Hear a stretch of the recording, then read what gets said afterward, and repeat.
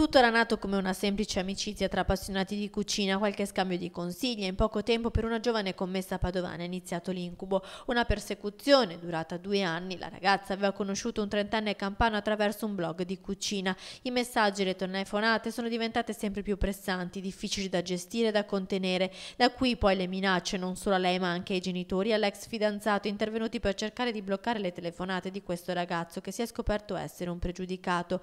Una situazione insostenibile per la giovane commessa di 25 anni che la settimana scorsa, dopo 2 anni di pressioni, ha ricevuto la foto di un biglietto ferroviario. Il ragazzo che la perseguitava l'avvertiva che il 2 novembre sarebbe arrivato a Padova. Terrorizzata dopo essersi rivolta al centro Veneto Donna, ha raccontato tutto anche alla polizia, che si è presentata in stazione e ha fermato il 30enne campano. Nelle sue tasche c'era anche un coltello. Nella previsione dell'uomo sarebbe servita sicuramente a commettere qualche fatto criminoso.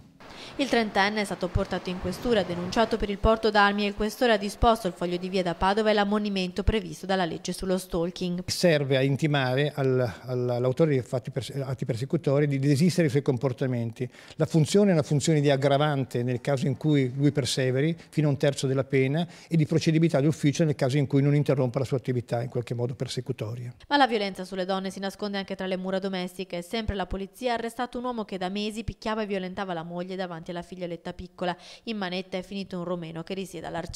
Purtroppo devo dire che si riscontra nell'attività operativa dei casi con una certa frequenza.